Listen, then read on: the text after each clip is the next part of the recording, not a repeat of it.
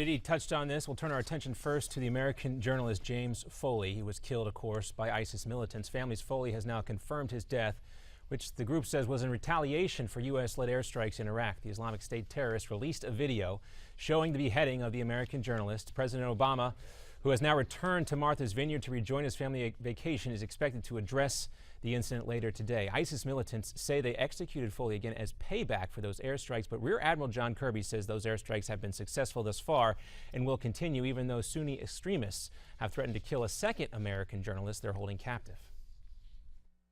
The missions are clear.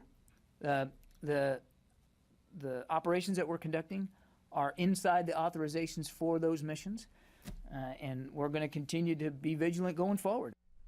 We'll also have more on Foley's execution coming up later today with the former director of the NSA and the CIA, General Michael Hayden. In the meantime, in Ferguson, Missouri, violence settled down for the most part last night. There were no major clashes with police and National Guard troops who stood guard with weapons and gas masks. But tensions did rise when officers tried to remove a small crowd of protesters who remained on the streets after dark. Several people were handcuffed before most of the crowd headed home. Today, Attorney General Eric Holder arrives in Ferguson to meet with the FBI and other officials to discuss the ongoing investigation, but it's unclear how the case will be handled. FBI Director James Comey did not go into details, but he did say they are fully committed to the civil rights investigation following Michael Brown's death at the hands of a police officer.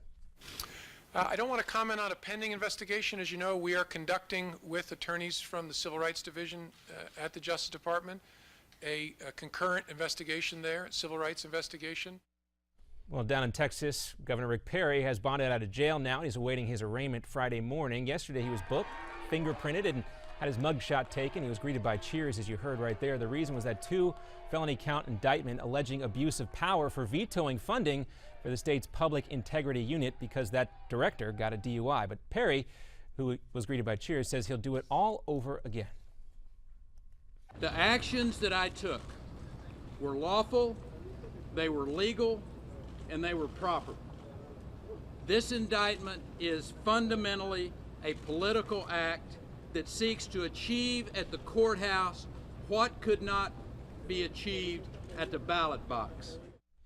Perry actually went for ice cream after his trip to the Travis County Courthouse yesterday, not really bothered by the incident. In Arizona, people are cleaning up after yesterday's monsoon deluge forced a dramatic helicopter rescue and shut down roads. It also closed schools and businesses and caused many flight delays. Up to 8 inches of rain fell across the area just north of Phoenix.